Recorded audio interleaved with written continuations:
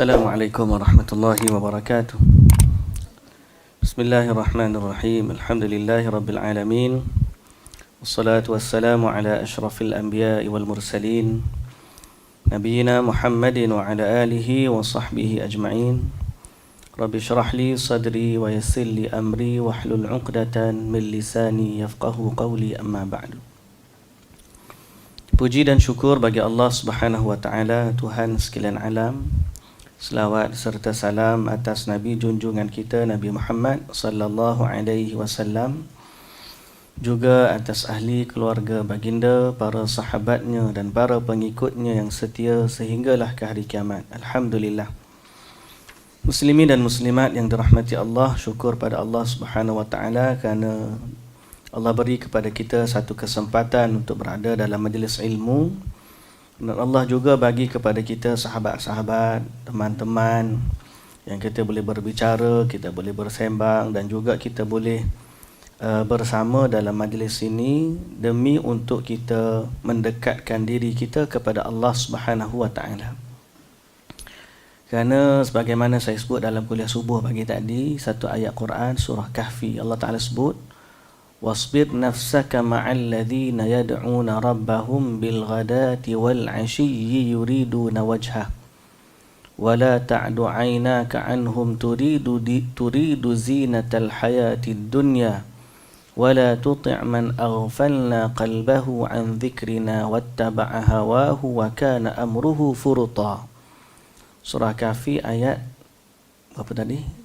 Pagi tadi kita baca 20 kan, ayat 27 kan? Lupa nombor ayat ni.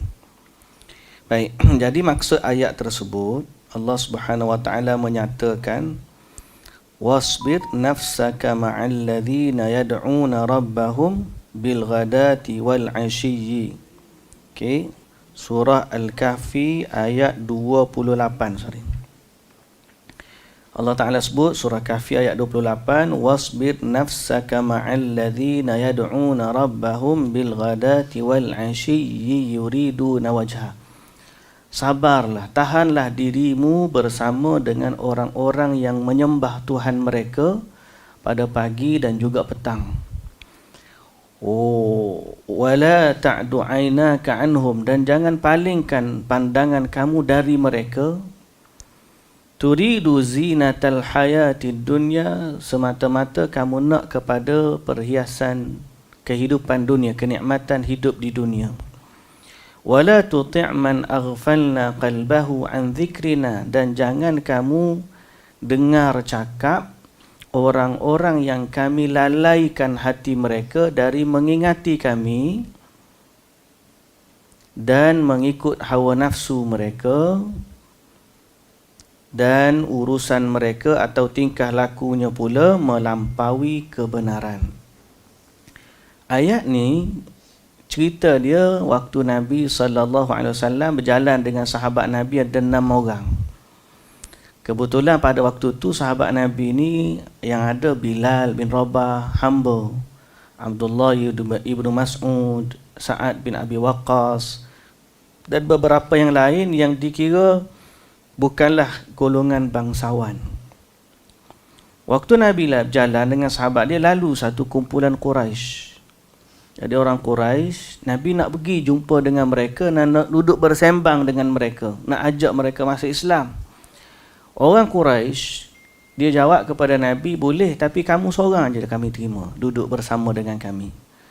Sahabat-sahabat kamu, kami tak terima. Jadi kamu pilih, kalau nak duduk dengan kami, tinggalkan sahabat-sahabat kamu. Kalau kamu nak bersama dengan mereka, maka kamu tak boleh duduk dengan kami. Kenapa? Kerana mereka adalah bangsawan Quraisy.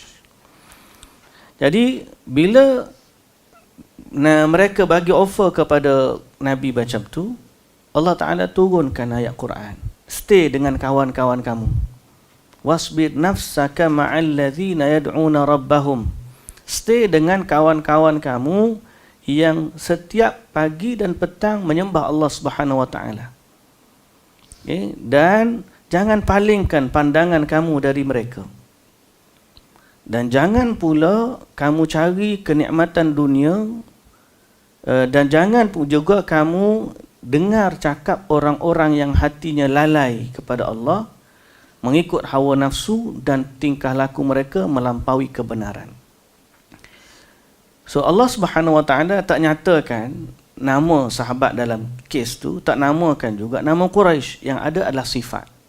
Kenapa? Kerana ayat tu walaupun turun kepada Nabi sallallahu alaihi wasallam, tapi dia juga panduan untuk seluruh umatnya. Bahawa salah seorang daripada Syekh Abdul Razak bin Abdul Muhsin Al-Abbad dalam siri tazkirah dia, tegar di atas jalan kebenaran, salah satu daripada cara yang dia sebut untuk kita tetap istiqamah di atas kebenaran ialah bersahabat dengan sahabat-sahabat yang baik. Bersahabat dengan sahabat-sahabat yang baik. Jadi dia datangkan ayat ini supaya kita dengan sahabat-sahabat kita ni, kita stay dengan sahabat-sahabat yang baik untuk istiqamahkan agama kita. Jadi saya katakan, alhamdulillah Allah Taala rezekikan kepada kita, walaupun kelas kita ni kadang-kadang ada, kadang-kadang tak ada, tapi kawan-kawan yang ada dalam majlis ini kita anggap sebagai orang yang bersama dengan kita mencari keredaan Allah Subhanahu Wa Taala. Semoga Allah Subhanahu Wa Taala teguhkan hati kita dan Allah Subhanahu Wa Taala menambahkan kecintaan sesama kita, dan Allah Subhanahu Wa Taala istiqamahkan kita dalam majlis ilmu, insya-Allah. Jadi menyambung bicara kita pada buku kita Dosa-Dosa Besar, iaitulah pada muka surat 59. Okey. Di mana dalam bab dosa besar yang ke-15, sombong, bangga diri, angkuh, ujub dan juga bongkak. Di mana salah satu riwayat yang ada dari Salamah bin Al-Aqwa, kita baca daripada awal muka surat 59. Akala rajulun 'inda an-nabiy sallallahu alaihi wasallam bishimalihi faqala kul biyaminik qala la astati'u qala lastata'ta ma mana'ahu illa al-kibr fama rafa'aha ila fihi ba'du. Diriwayatkan oleh Imam Muslim, seorang lelaki makan di sisi Nabi sallallahu alaihi wasallam dengan tangan kirinya. Lalu baginda bersabda, makanlah dengan tangan kananmu. Orang itu menjawab, saya tidak mampu. Maka Nabi sallallahu alaihi wasallam bersabda, semoga engkau tidak mampu. Dan tidak ada yang menghalanginya kecuali kesombongan. Dalam hadis itu sebut macam tu. Maka orang tersebut benar-benar tidak mampu mengangkat tangan kanannya ke mulutnya setelah itu. Ini kita dah bahaskan sebelum daripada ni, betapa kesombongan yang paling besar ialah sombong dengan Allah, sombong dengan Nabi, kemudian baru sombong dengan orang-orang yang beriman. Ingat lagi tak kita sebut tentang sombong dengan Allah, kemudian sombong dengan Nabi, dan kemudian sombong dengan orang-orang yang beriman. Sombong dengan Allah, tidak beriman kepada Allah. Allah bagi nikmat kat dia, Allah bagi segala yang ada pada dia, tiba-tiba dia tidak menyembah Allah Subhanahu Wa Taala. Dia tidak mengikut perintah Allah Subhanahu Wa Taala. Sombong dengan Nabi, apabila dia datang kepada mereka perintah-perintah daripada Nabi macam ni, direct, Nabi sendiri tegur dia, dan dia tetap sombong dengan Nabi. Malah dia kata, aku tak mampu. Akhir sekali Allah hukum dia dengan betul-betul tangan dia lumpuh. Sombong dengan orang-orang yang beriman sama juga. Kita tak tolong dia, kita tak bantu dia, kita tak ambil tahu hal dia. Sombong daripada orang-orang yang beriman pun tidak boleh juga. Ini yang berlaku kepada orang-orang yang Allah murka kepada mereka, iaitulah orang Yahudi. Dalam keadaan sekarang ni, kita makin lama makin nampak kesombongan orang-orang Yahudi. Dia dah tahu dah, seluruh dunia dah kecam dia, tapi dengan kesombongan dia masih lagi mempertahankan apa yang dia buat. Kalau kita bahaskan lagi, sifat Yahudi memang salah satu daripada sifat dia memang sombong. Dan dia ni dengan Allah pun bermasalah, dengan Nabi-Nabi pun bermasalah, dengan orang lain daripada Yahudi pun bermasalah. Yahudi ni dengan Allah pun dia bermasalah. Contohnya apa?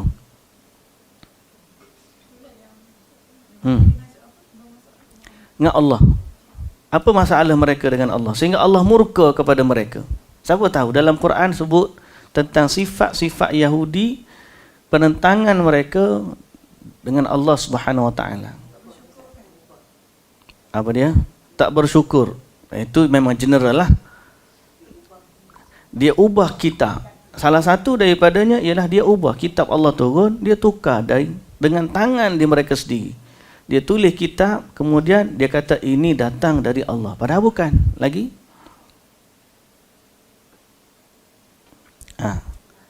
Dia beriman dengan separuh kitab dan dia kufur dengan separuh yang lain. Dia cherry picking. Mana dia nak, dia ambil. Yang tak nak, dia dia ambil mana yang dia nak.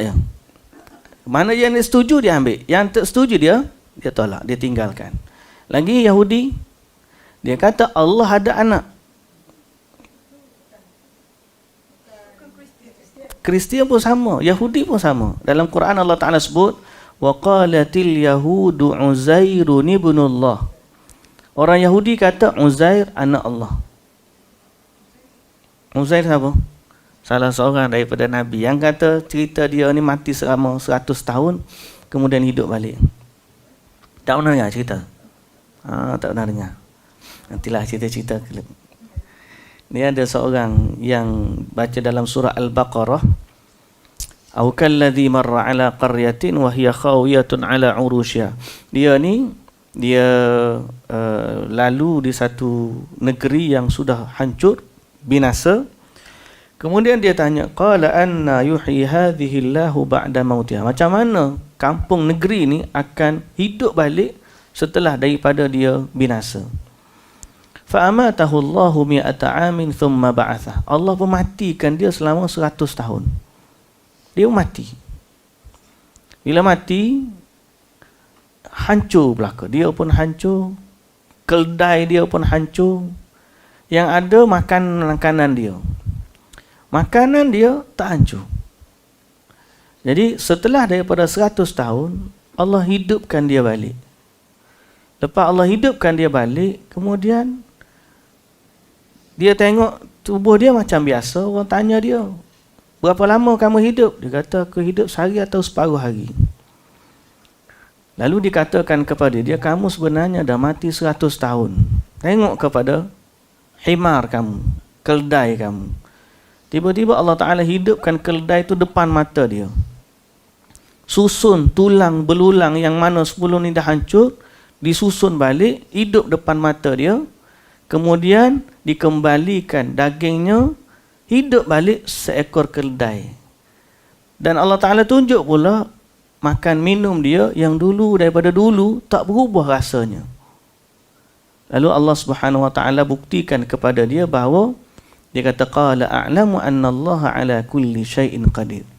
Aku beriman dan aku tahu bahawa Allah Maha berkuasa di atas segala sesuatu. Ini disebut dia berlakon Uzair. Orang Yahudi kata dia ni anak Allah Subhanahu Wa Ta'ala. Dia menisbahkan bagi Allah anak. Itu Yahudi.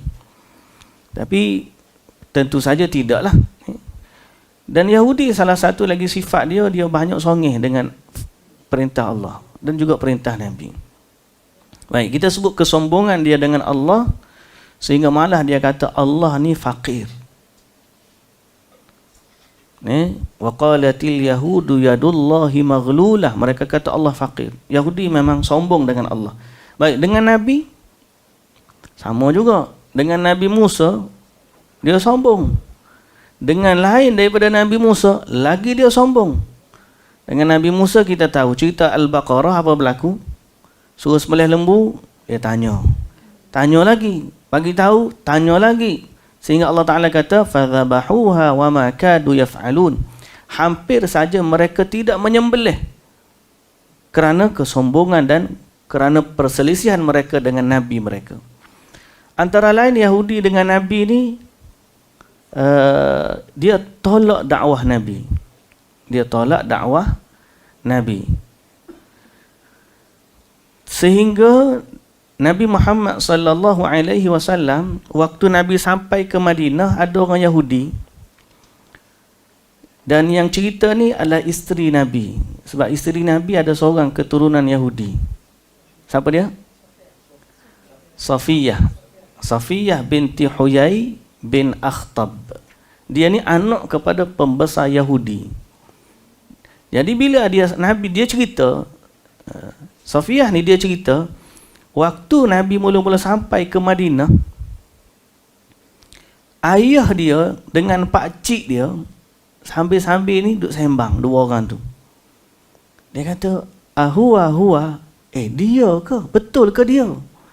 Kata pakcik dia, betul lah, sama seperti yang kita baca dalam Taurat. Mana mereka kenal itu adalah Nabi yang terakhir. Tapi pakcik dia tanya, Huyai bin Akhtab, apa kamu akan buat kalau dia betul Nabi terakhir? Kata Huyai bin Akhtab, dia kata, aku akan menentangnya. Dia dah tahu dia akan menentangnya.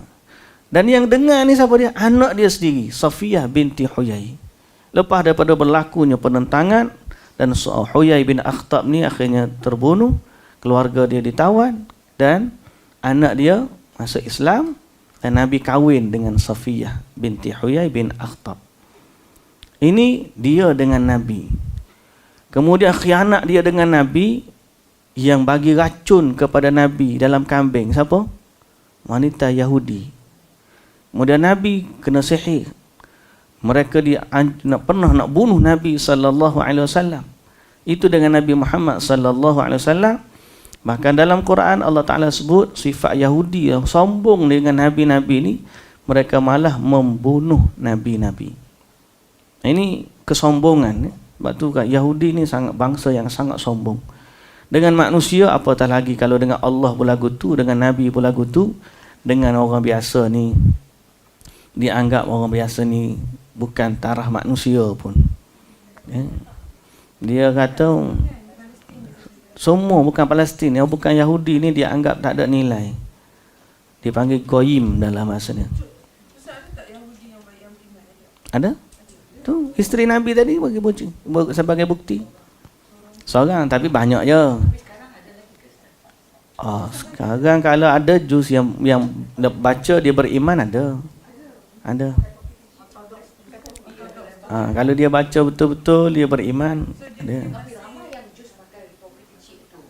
Tu memang juz yang memang dia bukan rabai, setakat rabai, tu memang juz yang betul-betul pegang dengan itu yang betul ke Ustaz kalau yang pakai tu? Yang betul? Tak, tu yang betul-betul. Yang betul-betul Yahudi. Yang pakai yang begini tu. Kita tak boleh memusuhi diorang kan Ustaz. Yang baik ni, juz yang baik ni, yang apa maksud juz yang baik? yang ni kan bukan saya Ahli kitab lah. diorang tak boleh memusuhi diorang lah. Kita bukan tak boleh memusuhi mereka.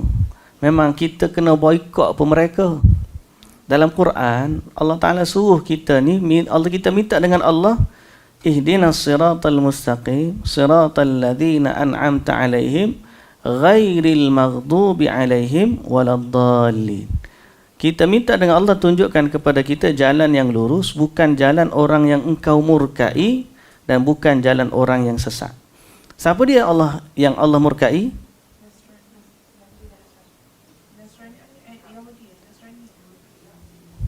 Yahudi dulu. Yang Allah murkai adalah Yahudi. Yang golongan sesat, Nasrani. Kita setiap hari dalam Al-Fatihah kita minta supaya tidak menyerupai dua kaum ni. Yang ni sebab tu saya sebut dalam siri kuliah sebelum daripada ni, kita duk cerita boikot pasal bab makan minum. Makan minum dari sudut hukum, ialah kita kata kita memang Nabi SAW waktu sampai ke Madinah, memang Nabi buat pasar lain supaya bina entiti ekonomi Islam.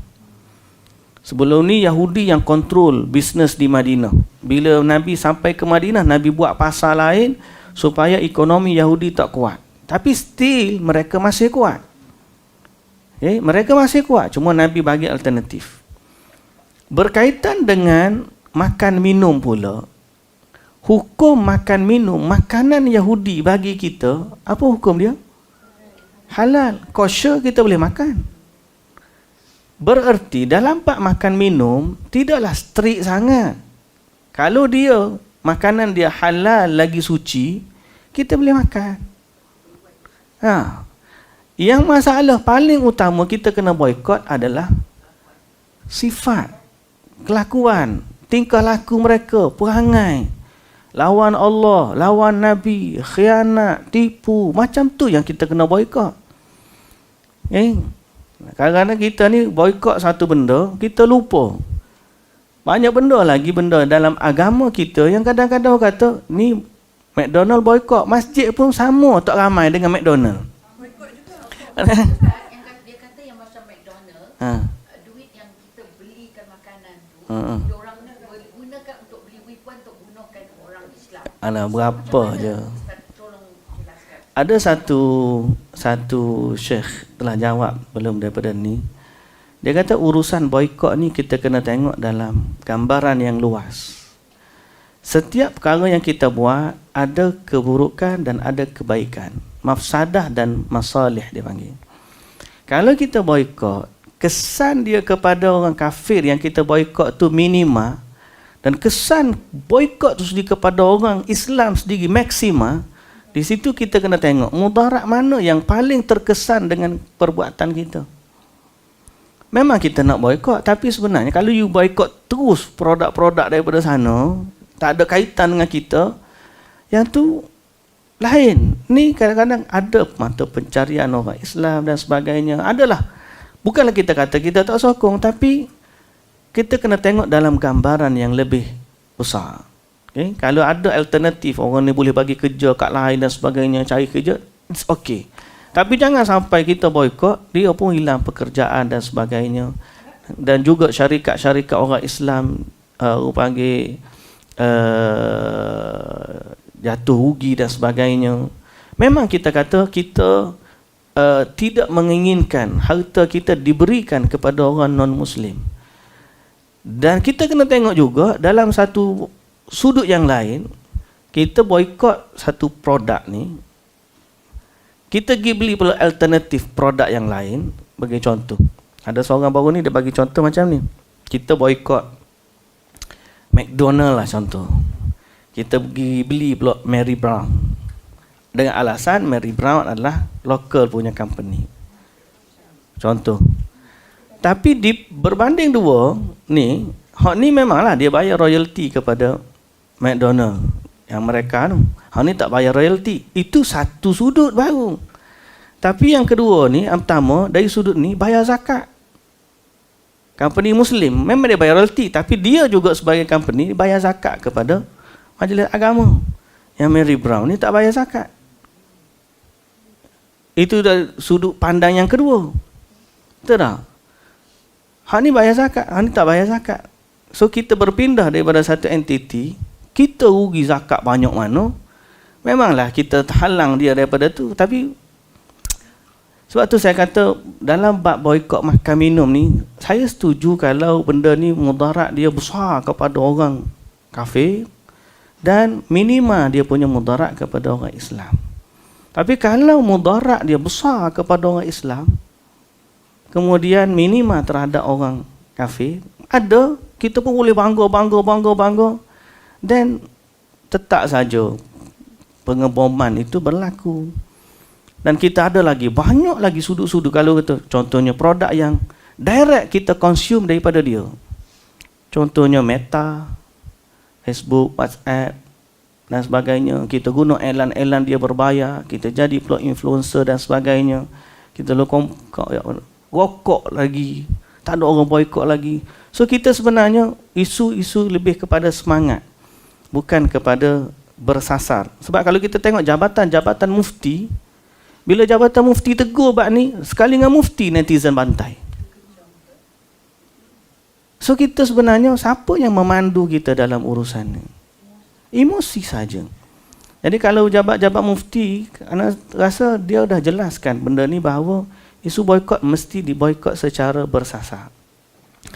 Mana pihak yang terkesan, mana pihak yang terlibat, mana dan sebagainya. Akhirnya keberuntungan di pihak kita.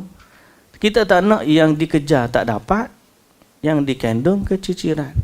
Nak halang boykot sini ni, nak selamat orang Palestin. Dia orang tetap juga kena bom. Hak kita pula tak ada makan, tak boleh minum. Jadi isu-isu macam tu kena tu. Ya.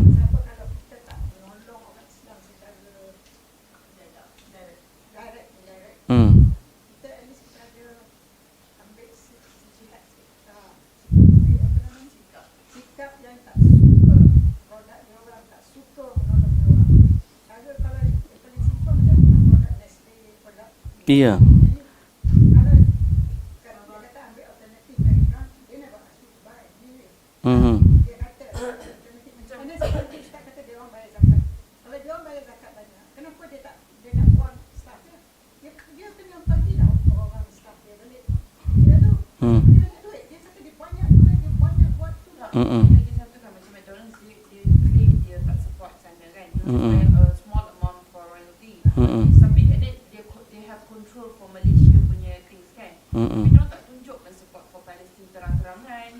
Macam mana McDonald's sana betul. support Israel terang-terangan kan. But duit tu memang going to Dia hantar, but they don't show anything. Dia kena sing. Leader bercakap, never mind, let them boycott, but they'll be coming back, running back to us like bombs. Nah, saya sebenarnya saya tak kata benda tu kita tak boleh buat. Isu yang saya nak bangkitkan ialah dalam bab boykot, yang paling utama boykot adalah tingkah laku Yahudi. Itu yang paling utama. Kalau kita kata kita ni boykot bab ni, masjid kita masih lagi kosong. Jadi masalahnya, kalau kita kata biarlah boykot kita ataupun apa yang kita buat bersasar kepada matlamat yang dipandu dalam agama. Kalau dia orang nak boykot, it's okay. Saya pun kata tak salah. Siapa yang kata dia nak, itu depend. Cuma masalah kita sekarang ni ialah sifat-sifat Yahudi yang disebut dalam Quran. Ini yang paling utama. Sejauh mana kita mengikuti perintah Allah? Sejauh mana kita mengikuti perintah Rasul? Sejauh mana kita orang panggil kembali kepada Quran? Kalau kita tengok dekat media sosial, orang-orang non-Muslim mula baca Quran. Macam orang Islam. Orang Islam masih lagi duduk gitu je. Pak kita lah, kita kata orang Islam pak kita, bukan orang Islam mungkin luar. Pak kita, majlis-majlis ilmu kosong lagi. Masjid-masjid masih lagi kosong. Masih juga. Kita doa tunjuk orang apa tu highlight kepada Palestin lah, Arab dan sebagainya. Pak kita pun konsert belum hari juga. Jadi saya kata, yang boykot kita ni boykot ke mana sebenarnya? Itu maknanya paling utama, boykot yang paling utama ialah Allah Ta'ala suruh kita doa setiap hari dalam solat. Ihdinas siratal mustaqim, siratal ladzina an'amta alaihim, ghairil maghdubi alaihim waladdallin, amin. Yani sirat, jalan hidup orang-orang yang Allah murka. Apa yang saya sebut tadi? Yahudi dengan kitab, dia ubah kitab. Dia tinggalkan kitab. Dia tak baca pun kitab. Dengan Nabi, dia tak ikut pun Nabi. Malah banyak menyelisihi Nabi. Antara yang paling juga yang dengan Nabi, Nabi SAW sebut di akhir hayat Nabi, sebelum Nabi wafat, Nabi kata, la'natullahi 'alal yahudi wan nasara ittakhadhu qubur anbiya'ihim masajid. Laknat Allah ke atas Yahudi dan Nasrani kerana mereka menjadikan kubur nabi-nabi mereka sebagai masjid, tempat ibadat. Kalau kita tengok dekat mereka buat dekat Jerusalem tu, kubur Nabi Daud ada situ, kubur Nabi Ibrahim ada situ. Apa yang dia buat? Dia duduk buat ibadat di kubur, duduk joget-joget, lompat-lompat, nyanyi dan sebagainya.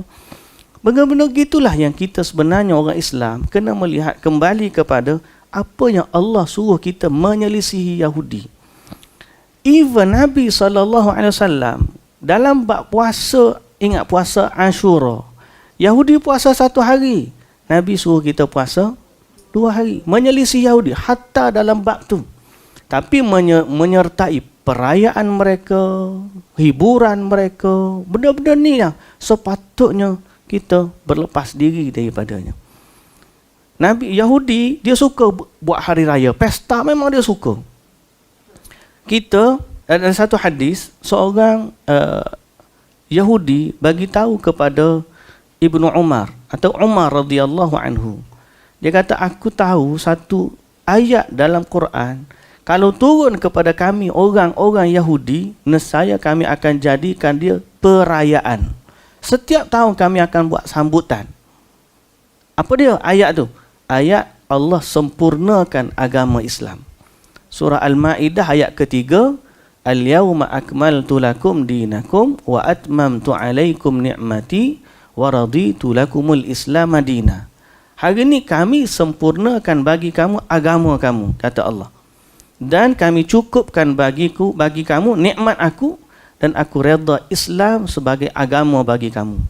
Yahudi tu kata, kalau ayat ni turun pada kami, nescaya kami akan buat perayaan. Setiap tahun kami akan buat sambutan kesempurnaan agama. Turun ayat ni. Kata Umar Al-Khattab radhiyallahu anhu, aku tahu je ayat ni turun mana. Aku tahu juga ayat ni turun bila. Dia turun di padang Arafah pada hari 9 Zulhijjah waktu Nabi sedang berwukuf. Tapi kita orang Islam tak pernah kita buat hari sawi sambutan sempurnanya agama Islam. Sebab apa? Sebab syariat kita tidak mengajar kita begitu. Mari zaman akhir zaman suka buat pesta tu, pesta ni, hiburan tu, hiburan ni. Ini adalah sifat-sifat yang ada pada orang-orang Yahudi, yang sepatutnya kita boikot cara hidup mereka. Bab makan minum, Allah Ta'ala kata, Al-yawma uhilla lakumut tayyibat. Halal je kamu nak makan makanan orang Yahudi. Bab makan minum, halal je. Kalau nak jual beli pun sebenarnya, boleh saja berjual beli dengan orang-orang Yahudi. Selama mana direct kita tahu bahawa duit yang dia guna tu, atau kita jual senjata kepada dia, itu memang tak boleh lah. Ataupun kita tahu keuntungan ni 100% dia bawa pergi kepada sana, memang tak boleh lah. Itu memang tak boleh. Cuma saya nak sebut bahawa boikot yang kita duduk kena upgrade lagi, bahawa kita sebenarnya diajar dalam agama untuk boikot cara hidup Yahudi. Paling utama, kesombongan dia dengan Allah, kesombongan dia dengan Nabi SAW, kesombongan dia terhadap orang-orang Islam. Latajidanna ashaddan nasi adawatan lilladzina amanul yahuda walladzina asyraku. Allah Ta'ala kata, kamu akan dapati permusuhan yang paling banyak berlaku terhadap orang-orang beriman adalah daripada kalangan orang Yahudi dan orang-orang musyrikin, penyembah berhala. Ini paling banyak sekali. Jadi semoga Allah Subhanahu Wa Ta'ala bantu kita dalam perkara tersebut. Dan banyak-banyakkanlah berdoa. Kita habaq infak, itu biarlah sampai kepada Palestin. Doa kita sampai kepada Palestin. Ada orang boleh pergi berjihad kat sana, kita alu-alukan. Okay? Yang boleh pergi, pergilah. Cuma dalam bab yang tadi mungkin tak dengar. Dalam ni, kalau ada orang yang nak pergi berjihad yang bukan wajib. Jihad ni ada jihad yang fardu ain, ada fardu kifayah. Sekarang ni kalau orang tanya kita, apa hukum orang nak pergi ke Palestin? Dia jadi macam hukum seperti mana Nabi SAW, seorang sahabat tanya dia, aku nak berjihad dengan Nabi, tapi jihad di luar daripada Madinah. Nabi SAW tanya sahabat tu, kamu masih ada ibu bapa? Jadi dia kata ada. Lalu Nabi SAW sebut, fafihima fajahid. Maka pada keduanya kamu berjihadlah. So ada perkara-perkara yang kita kena tengok dari sudut syariat kita. Apa pun bagi mereka yang mampu, berjihadlah pada jalan Allah. berjuang dengan seluruh harta, nyawa, jiwa, raga dan sebagainya agar Allah Subhanahu Wa Taala bantu saudara-saudara kita yang tertindas dan terananya di Palestin sana. Wallahu taala alam. Baik. Jadi kembali kepada isu sombong tadi. Kesombongan yang ada pada orang yang sombong, termasuk sombong ialah apabila datang kepada mereka satu sunnah, mereka mengabaikannya. Mereka menolak sunnah tersebut. Perkara ini pun kita dah nyatakan dalam pertemuan kita yang sebelum daripada ini. Baik. Kita sambung. Nabi SAW bersabda, "Ala ukhbirukum bi ahlin nar, kullu utullin jawazin mustakbir." Maukah kalian untuk aku beritahukan siapa yang menjadi penghuni neraka, iaitu setiap orang yang bongkak, keras hati dan menyombongkan diri. Muttafaqun alaih. Umar bin Yunus Al-Yamami berkata, bapaku memberitakan kepada kami, Ikrimah bin Khalid memberitahukan kepada kami bahawasanya dia pernah bertemu dengan Ibnu Umar radhiyallahu anhuma. Lalu dia berkata, aku pernah mendengar Rasulullah sallallahu alaihi wasallam bersabda, "Ma min rajulin yakhtalu fi mishyatihi wa yata'azamu fi nafsihi illa laqiyallaha wa huwa alaihi ghadban." Tidaklah seorang lelaki angkuh ketika berjalan dan bangga pada dirinya, melainkan dia akan bertemu dengan Allah dalam keadaan Allah marah pada dirinya. Dia di situ ialah Allah. Tidaklah seorang lelaki angkuh ketika berjalan dan bangga pada dirinya, melainkan dia akan bertemu dengan Allah dalam keadaan Allah marah pada dirinya. Sebab kesombongan ini milik Allah. Itu yang kita dah bahaskan sebelum daripada ni. Kesombongan itu adalah milik Allah. Dan dalam telah sahih dari hadis Abi Hurairah radhiyallahu anhu, awwalu thalathatin yadkhuluna an-nar amirun mutasallitun wa ghaniyun la yuaddi zakah wa faqirun fakhurun. 3 golongan orang yang pertama-tama akan masuk neraka. Pertama, penguasa yang bengis lagi zalim. Yang kedua, orang kaya yang tidak membayar zakat.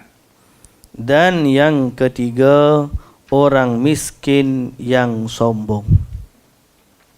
Orang kaya tak bayar zakat dan orang miskin yang sombong. Hadis ini telah diriwayatkan oleh Ibnu Khuzaimah dan Ibnu Hibban dalam sahih mereka berdua dengan sanad yang sahih seperti mana yang dinyatakan oleh penulis. Saya berkata, dan orang sombong yang paling buruk. Penulis ni katalah, Az-Zahabi berkata, orang sombong yang paling buruk adalah orang yang menyombongkan diri kepada hamba-hamba Allah dengan ilmunya dan membangga-banggakan diri dengan segala kurnia yang dimilikinya. Orang yang seperti ini, ilmunya tidak akan memberikan manfaat kepadanya, kerana sesungguhnya orang yang menuntut ilmu untuk tujuan akhirat, ilmunya akan menyebabkannya merendah diri, hatinya akan khusyuk dan jiwanya akan tenang. Lebih dari itu, ilmu menjadi pengamat bagi dirinya sendiri, sehingga dia tidak akan pernah bosan untuk mencari akhirat tersebut. bahkan dia akan terus mengevaluasi atau mengevaluasi ni evaluate lah. Nah, setiap waktu dan mengawalnya. Lalu apabila dia lalai darinya, maka dirinya akan berpaling dari jalan yang lurus dan kelalaian itu akan menjerumuskannya. Sedangkan orang yang mencari ilmu hanya untuk berbangga-bangga demi mendapatkan kedudukan, meremehkan orang lain, membodohi dan merendahkan mereka, maka ini adalah termasuk kesombongan yang besar. Tidak akan masuk syurga orang yang dalam hatinya terdapat sebiji sawi kesombongan, sebagaimana sabda Nabi SAW, la haula wala quwwata illa billahil aliyyil azim. Baik, penghujung bab ini Al-Imam Az-Zahabi telah menyebut kesombongan. Satu kesombongan itulah sombong dengan ilmu. Ada orang sombong dengan harta. Ada orang sombong dengan pangkat kedudukan. Ada orang sombong dengan kuasa. Tapi ada juga orang yang sombong dengan ilmu. Yang ni paling bahaya kata dia. Kesombongan yang besar. Semua. Nah, ada ustaz kau, tok guru kau, orang baru belajar kau. Ya. Dia sebenarnya ilmu ni dia ada tahap, 3 tahap. Kalau para ulama sebut 3 tahap. Dia panggil 3 peringkat. Fasa pertama, fasa pertama bila kita belajar, kita akan jadi orang yang tahu dan kita rasa seronok dengan apa yang kita tahu. Okey, tapi kalau tidak hati-hati, dia boleh sampai ke tahap sombong dengan apa yang kita tahu. Tahap yang kedua, fasa yang kedua, kalau kita tak berhenti, kita belajar, dia akan masuk kepada tahap yang kedua, ialah tahap rendah diri dengan ilmu. Bila kita belajar, rupa tujuh pun kita, dulu kita belajar seorang kita je, atau kumpulan kita je. Bila kita belajar lagi, kita jumpa dengan orang-orang alim, orang hebat lagi, kita akan jadi fasa yang kedua, fasa rendah diri. Fasa rendah diri. Belajar lagi.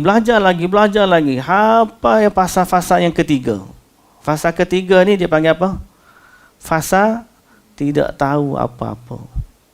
Kita sampai satu tahap, banyak lagi sebenarnya yang aku tak tahu. Bila kita belajar. Biasanya ramai orang terperangkap pada tahap yang pertama. Yang itu kita minta dengan Allah supaya Allah jaga diri kita. Waktu saya nak sambung belajar dulu di Madinah dulu, dia bangga dengan apa yang dia tahu. Seronok dan bangga dengan apa yang dia tahu. Waktu saya nak belajar dulu, sambung di Madinah, kan orang kata Madinah ni macam-macam. Wahabilah, tak wahabilah, macam-macam. Waktu saya dapat offer letter, maka ramailah orang kata jangan pergi sambung belajar kat sana. Saya pergi tanya seorang guru saya, dia tak pernah belajar Madinah, dia belajar Mesir, tapi dia bagus. Saya kata kepada ramai orang tak bagi saya pergi sambung belajar di Madinah ni. Macam mana ustaz? Dia kata kat saya, entah pergilah belajar. Dia kata, bila entah pergi belajar, sampai di sana, entah akan dapati orang yang lebih alim daripada orang yang pesan, jangan pergi belajar. Faham? Jadi sekarang ni orang tu kata jangan pergi belajar. Pasal gini. Ustaz saya tu dia kata, pergilah belajar. Sampai di sana, kamu akan jumpa orang yang lagi alim daripada orang yang pesan, jangan pergi belajar ni. Dan kita pergi sana tu, kita oh, rupanya dunia ilmu ni lagi luas. Dulu kita belajar tempat kita je. Belajar dengan ustaz kita je. Bila sampai sana, belajar dengan orang-orang alim yang lagi hebat. Hafal Quran, hafal hadis, hafal seluruh dunia pula tu bergabung situ. Jadi rupa-rupanya kita ni kerdil. Masa dulu kita berasa kita ni okey dah.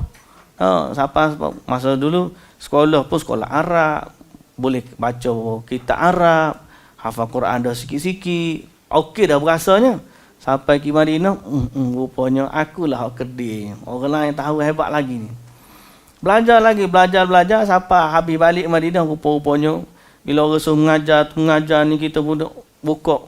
Hak ni apa aku tak tahu, hak ni pun tak tahu, kena buat revision lagi macam-macam. Rupa-rupanya dunia ilmu ni banyak lagi yang kita tak tahu. Jadi tahap tu kadang-kadang kita kena sedar diri. Kesombongan yang paling takut ialah bila kita sombong dengan ilmu. Kita sombong dengan ilmu, kita rasa kita tahu dan orang selain daripada kita tak tahu. Padahal kadang-kadang dia tak tahu, hak dia tahu tu kita dah tahu dah sebelum ni. Okay? Kita pun dah buat dah. Kadang-kadang contohlah, bila kita kata benda ni Nabi tak buat, dia kata apa salahnya, begini. Dia kata, ustaz ni semua benda tak boleh begini. Dia tak tahu, sebelum kita kata tak boleh ni, dulu kita lah champion buat hak dia buat tu. Kita lah championnya, kita ketua, siap ambil nama lagi, kita lah je buatnya. Jadi bila dia kata seolah-olah kita tak pernah buat macam dia buat tu, kita rasa macam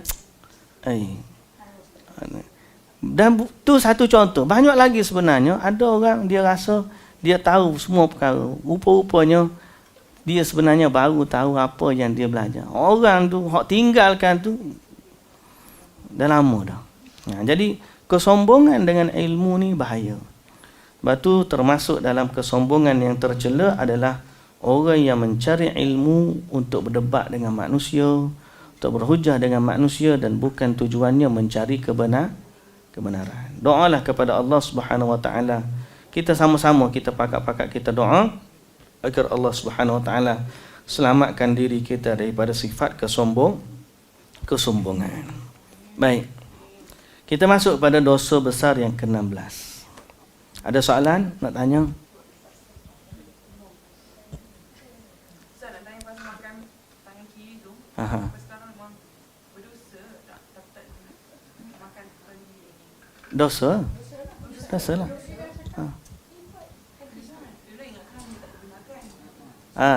Tak. Yang kita ingat tak ada adab dia. Dia bukan sekadar adab, dia adalah perintah daripada Nabi. Makan stick je dia pakai tangan dia kan? Ya.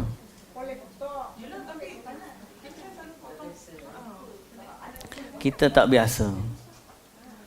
Nabi sallallahu alaihi wasallam semula ta'kulu bishimal fa inna syaitana ya'kulu bishimal.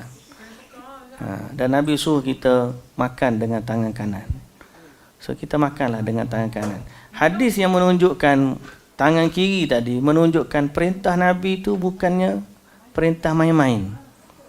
Sebab kalau sampai tangan dia boleh lumpuh kerana kesombongan dia, maknanya itu benda besar. Kalau kita makan tangan kiri kan? Kalau kita tahu juga lepas daripada kita tahu hadis ni, kita dah tahu selepas kita baca hadis ni, sebaiknya kita tukar. Kalau kita jawab, banyak je orang jawab macam ni lah ni. Kadang-kadang orang jawab soalan yang sama macam dia yang jawab pada Nabi. Kita kata, sunat makan dengan tangan kiri. Saya dah biasalah, saya kidal. Dia cakap macam tu. Dia jawab macam tu. Padahal kita kata Nabi kata, bukan masalah kidal ke tidak. Masalah dia, Nabi kata suruh makan dengan tangan kanan. Minum air pun sama. Sama je, makan dan minum dengan tangan kanan. Tidak boleh makan dengan tangan kiri. Ya.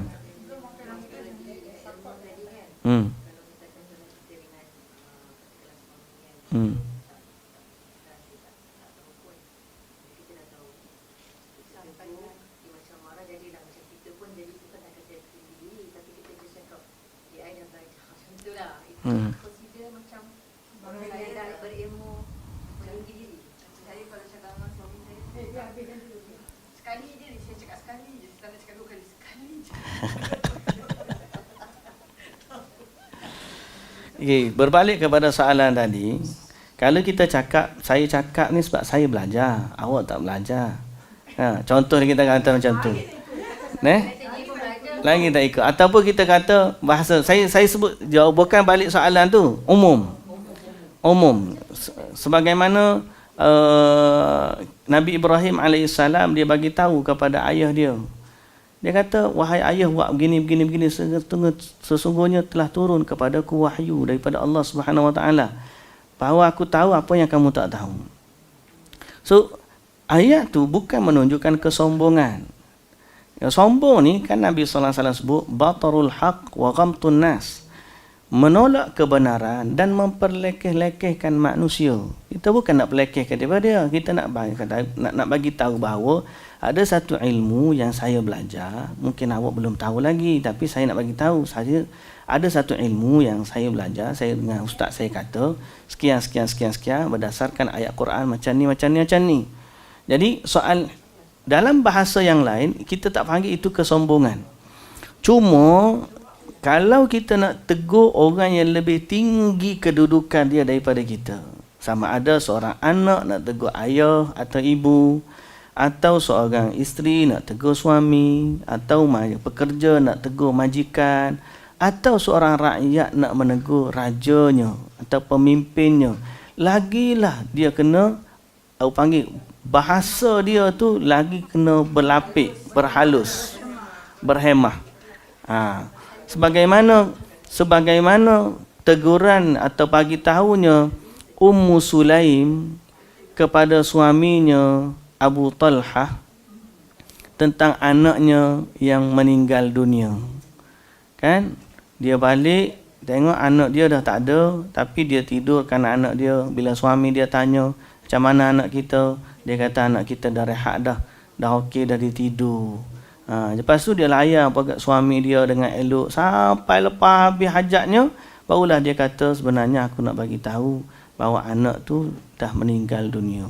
Marah si suami. Lepas pada tu dia pun pergi kepada Nabi SAW dan Nabi doakan keberkatan. Akhirnya dah tak dapatlah zuriat yang ramai dan diberkati oleh Allah Subhanahu Wa Taala. Jadi itu sebahagian daripada adab dan akhlak macam mana cara kita nak menegur orang yang lebih mulia daripada kita. Pemimpin, apatah lagi orang yang ada kuasa. Takkanlah kita ni orang rakyat biasa nak kita tegur, kita kata awak buat tu tak betul. Tak boleh kata macam tu. Ada seorang budak nak pergi kepada orang yang lebih tua, cara beradab dia macam mana. So dalam agama Allah Ta'ala tak kata kena macam ni cara dia, tapi Allah Ta'ala bagi satu kaedah umum. Kata Allah, ud'u ila sabili rabbika bil hikmati wal mau'izatil hasanah. Ajaklah kepada Tuhanmu dengan penuh hikmah dan nasihat yang baik. Hikmat itu macam mana? Terpulang pada kita. Mungkin ada orang hikmat dia cakap lembut. Ada orang hikmat dia kena cakap kuat. Ada orang hikmat dia gosok. Ada orang hikmat dia cantik. Ada orang tak main dah dengan kena dengan pedang. Ada juga hikmat dia kalau nasihat 2-3 kali tak makan, dia kena letak pedang kat depan, dia pun mari. Ada anak contohnya kita tegur sekali dia buat. Ada anak tegur 3 kali tak buat. Ada anak kena gatal rotan depan dia. Nampak tu apa tu? Kalau nampak, you kena behave. Ada setengah orang tu tunjuk saja tak cukup, dia kena ambil rotan, piup dia sekali. Dia pun kena sekali, ada orang kena, baru dia berasa. Hikmat itu terpulang. Kaedah umumnya Allah Ta'ala sebut, ud'u ila sabili rabbika bil hikmati wal mau'izatil hasanah. Berbalik, kalau apakah sombong bila kita kata saya belajar dan awak tak belajar, aku tahu apa yang kamu tak tahu, itu bergantung kepada niat kita. Kalau kita nak kata, memang dengan sombongnya kita kata, iyalah saya belajar, awak tak belajar. Kita cakap bahasa intonasi dengan tu, pun akan nampak kesombongan. Tapi kalau kita kata sebenarnya saya ada satu ilmu saya belajar, mungkin awak belum tahu lagi, tapi ni saya itulah. Dia kata Wahabi tu biar itu lainlah. Ya, Wahabi itu biasa. Ustaz awak belajar tu sesat. Ustaz mana? Ustaz mana? Sekarang ustaz macam-macam. Tak apalah kalau dia kata. Dia nak kata macam-macam. Orang ni dalam sifat belajar, antara cabaran itu kita belajar ialah tadilah yang cabaran-cabaran. gelaran, halangan. Ada orang tak ada harta sebagai cabaran dia, nak belajar tak boleh. Ada orang tak ada masa. Ada orang nak begitu, gelaran-gelaran diberi kepada dia. Inilah dia panggil calon, panggil ustazah lah dia kata. Ni macam-macam. Kalau kena Wahabi tu biasalah. Syekh saya kata apa? Tempat-tempat lain orang diancam bunuh. Nabi SAW, kalau kita tengok Nabi sendiri, apa benda yang tak pernah kena pada Nabi? Dia katakan ada gelaran. Nabi kena gila, pemecah belah masyarakat, ahli sihir. Nah, Nabi SAW tu bak gelaran, bak penyakit, orang panggil untuk sakit sakit badan, penyeksaan. Kena pukul, kena buang sampah waktu dia tengah sujud, kena letak najis atas belakang. Kemudian kalau perang, apa pecah topeng, berdarah muka Nabi. Itu Nabi dibaling batu di Taif. Kita tak sampai tahap tu. Kalau setakat tu. Dan Nabi lagi hebat sampai peringkat diracun, disihir, diancam bunuh. Bukan diancam tu keluar surat biasa dak. Orang kepung rumah dia dah. 12 orang siap dengan pedang lagi. Allah Ta'ala keluarkan Nabi dalam keadaan tersebut. So, apa yang menjadi halangan bagi kita untuk belajar ilmu ni? Sebenarnya apa yang kita hadapi ni kecil saja. Secoeknya, sikit je. Semoga Allah Ta'ala istiqamahkan kita. Wasbir nafsaka ma'al ladhi na yad'una rabbahum bil ghadati wal 'ashiyyi yuriduna wajah. Ingat ayat kita baca di awal kelas kita tadi. Ayat 28 surah Al-Kahfi. Sabar, tahan dirimu bersama dengan orang-orang yang menyembah Tuhan pada siang dan juga malam. Saat kita ada sahabat-sahabat yang boleh mengajak kita kepada Allah Subhanahu Wa Taala, berpandu kepada manhaj yang sahih, berpandu kepada Quran, berpandu kepada sunnah Nabi sallallahu alaihi wasallam. Apa saja orang kata, tahan. Maknanya sabar. Sabar, pasal apa? Sebab kita buat ni bukan kerana orang lain, bukan kerana kita nak nama dan sebagainya. Tak. Kita nak kerana Allah Subhanahu Wa Taala. Itu termasuk benda yang kita rendahkan diri kepada Allah. Wa qulil haqqu mir rabbikum. Katakanlah kepada mereka, kebenaran itu datangnya dari Tuhan kamu. So, tak sombong kalau kita kata Allah yang kata. Qala Allah, qala Rasul. Kalau kita dah nak nasihat orang juga, kita jangan sandarkan pada diri kita. Kita kata ni Allah yang kata. Ni. Bagi dalil. Baguslah. Itu baguslah.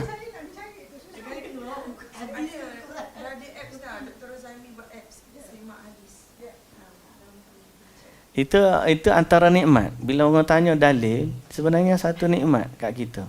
Pertama, dia sudah iktiraf kita bahawa kita kata apa-apa kena ada dalil. Yang kedua, dia bagi homework kat kita. Kita kena cari mana dalil tu. Yang ketiga, kalau kita tak tahu, kita jadilah orang yang bertanya. Ustaz, mana dalil? Ada ustaz pun tak tahu juga. Ustaz tunggu dulu, ustaz cek dulu. Wah gitu. Wallahu ta'ala alam. Okay, mudah-mudahan itu tak termasuk kesombongan lah. InsyaAllah. Ada lagi? Tak ada. Tak ada, kita masuk pada bab yang seterusnya. Persaksian palsu. Ni ada tak panjang sangat. Dosa besar yang ke-16, Allah Subhanahu wa taala berfirman, walladzina la yashhaduna zur, dan orang-orang yang tidak memberikan persaksian palsu. Ini ayat pujian Ayat surah Al-Furqan ayat 72, antara sifat ibadur rahman, itulah orang-orang yang beriman, mereka tidak memberi persaksian palsu. Dalam asar disebutkan bahawa kesaksian palsu menyamai syirik. Menyamai syirik. Maknanya termasuk dalam dosa besar lah.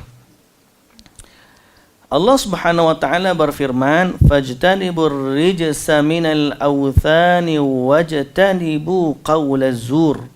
Maka jauhilah olehmu berhala-berhala yang najis itu, dan jauhilah perkataan-perkataan yang dusta. Dalam hadis pula, Nabi SAW bersabda, la tazulu qadama syahidi zur yaumal qiyamah hatta hatta tajiba lahun naru.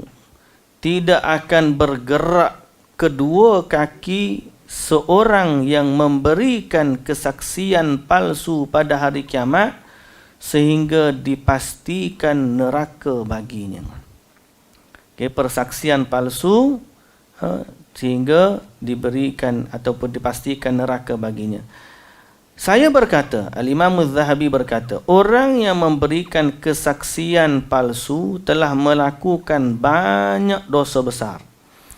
Di antaranya berbuat dusta. Bila dia buat persaksian palsu, dia berdusta. Itu satu dosa besar. Di mana Allah Subhanahu wa taala kata, sesungguhnya Allah tidak memberi petunjuk orang-orang yang melampaui batas lagi pendusta. Di dalam hadis Nabi SAW bersabda, yutba'ul mu'minu ala kulli syai'in laisal khiyanah walal kadhib. Seorang mukmin diciptakan dengan segala kecenderungan tabiat, tetapi bukan tabiat khianat dan berdusta. Baik, yang kedua, satu salah dia dusta. Yang kedua, orang yang bersumpah palsu menzalimi orang yang dilawannya dengan kesaksian palsu tersebut sehingga dia boleh jadi mengambil harta, kehormatan dan nyawanya secara batil. Jadi bila dia buat persaksian palsu, boleh jadi harta yang sebenarnya milik fulan dapat kepada dia atau dapat kepada orang lain. Kehormatan milik fulan mungkin tercabut. Dia saksi palsu, dia kata orang ni berzina, aku nampak, padahal dia nipu. Maka dia telah menjatuhkan maruah seseorang. Bahkan dia boleh sampai ke tahap menghilangkan nyawa seseorang, mudarat yang dia buat. Dengan sebab persaksian palsu yang dia buat, ada orang dihukum bunuh.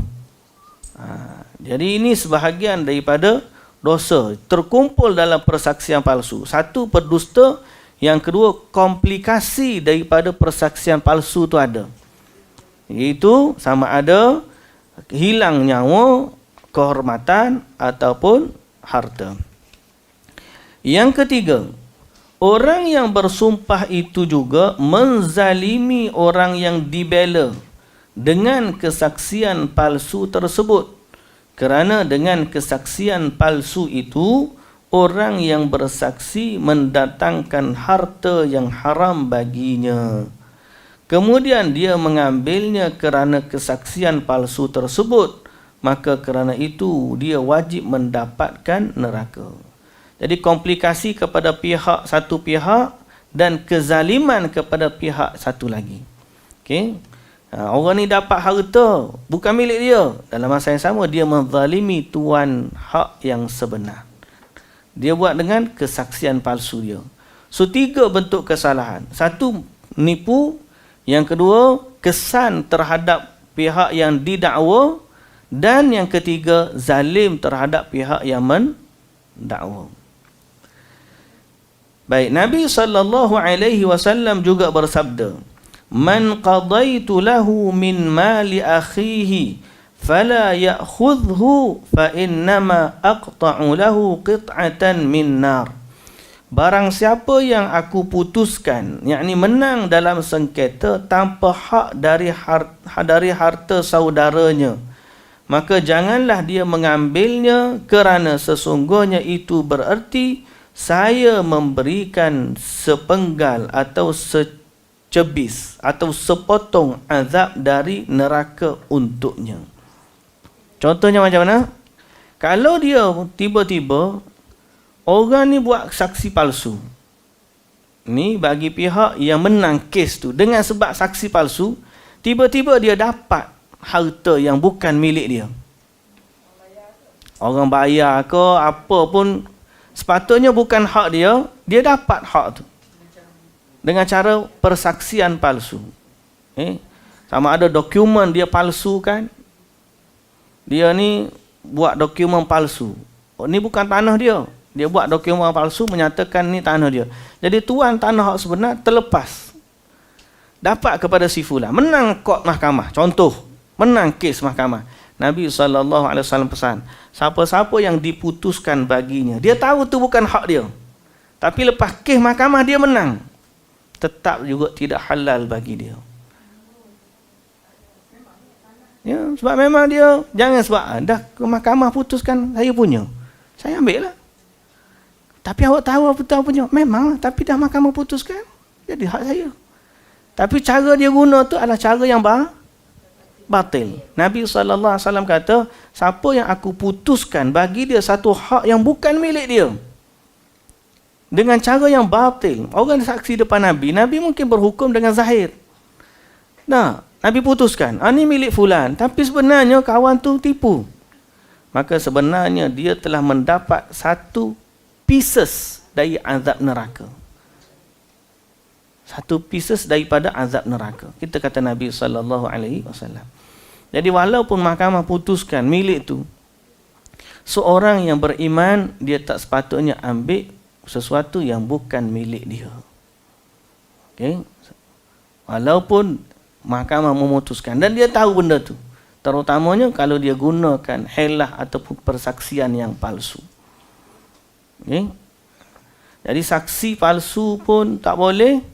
Pihak yang orang yang zalim, yang dizalimi, tetap saja walaupun keputusan mahkamah memihak kepada si A, tapi dengan cara yang batil, si B ni tetap memiliki hak di hadapan Allah Azza wa Jalla untuk tuntut di hadapan Allah. Iyalah.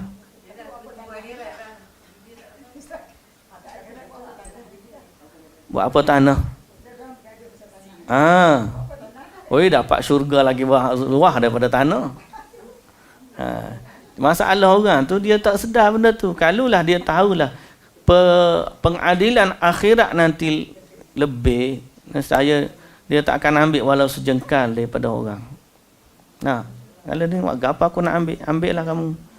Setengah-setengah orang tu kamu nak sangat ambil lah. Tak apalah, aku bukan sangat. Cara bergaduh dengan orang, berapa dia kata.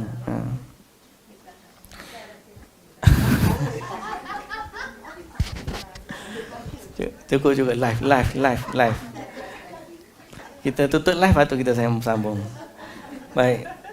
Keempat, orang yang memberikan kesaksian palsu berarti telah membolehkan sesuatu yang diharamkan dan dijamin oleh Allah agar tidak dilanggar berupa harta, nyawa dan juga kehormatan. Rasulullah sallallahu alaihi wasallam bersabda, kullul muslim 'alal muslimi haramun maluhu wa damuhu wa irduh. Setiap muslim atas muslim lainnya adalah haram dalam hal harta, darah dan kehormatannya. Rasulullah sallallahu alaihi wasallam bersabda, ala unabbiukum bi akbaril kabair al-isyraku billah wa uququl walidain wa qauluz zur ala wa syahadatuz zur fama zala yukarriruha hatta qulna laitahu sakat. Muttafaqun alaih.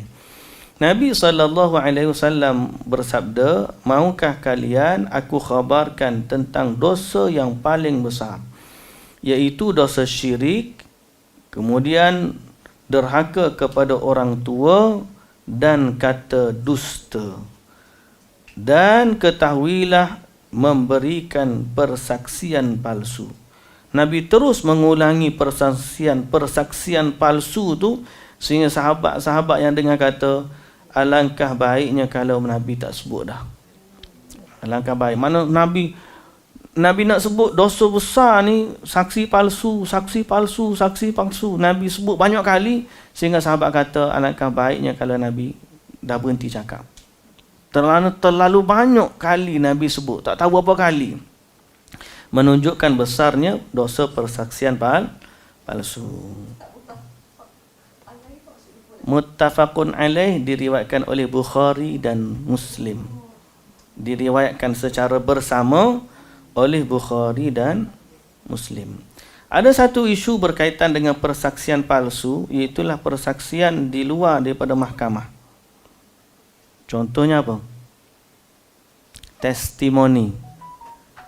Testimoni dalam sama bahasanya testimoni produk.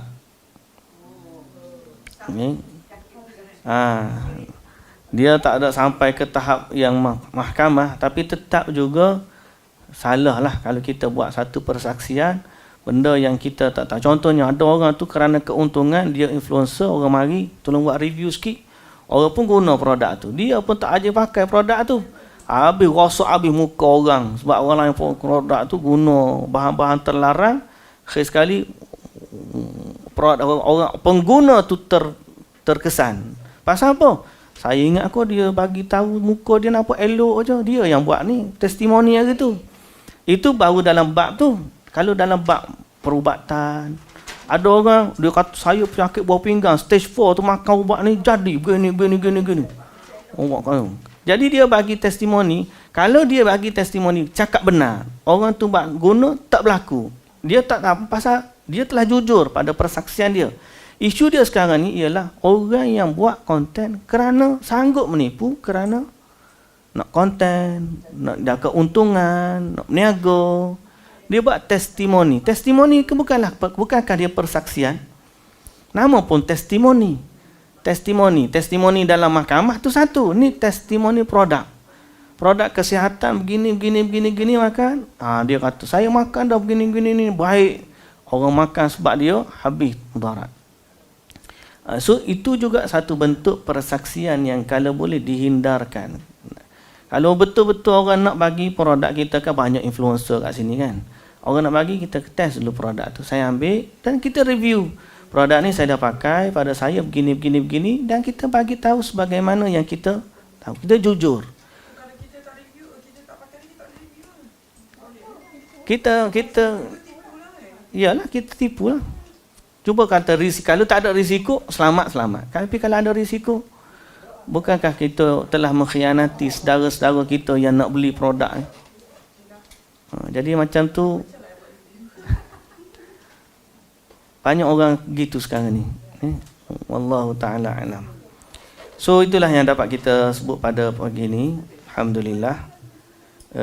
Dosa besar yang ke-16. InsyaAllah kita akan sambung pada yang ke-17. Wallahu ta'ala alam. Kita tutup dulu. Subhanakallahumma wa bihamdika asyhadu an la ilaha illa anta astaghfiruka wa atubu ilaik. Aqulu qawli hadza wa astaghfirullahal azim li wa lakum. Assalamualaikum warahmatullahi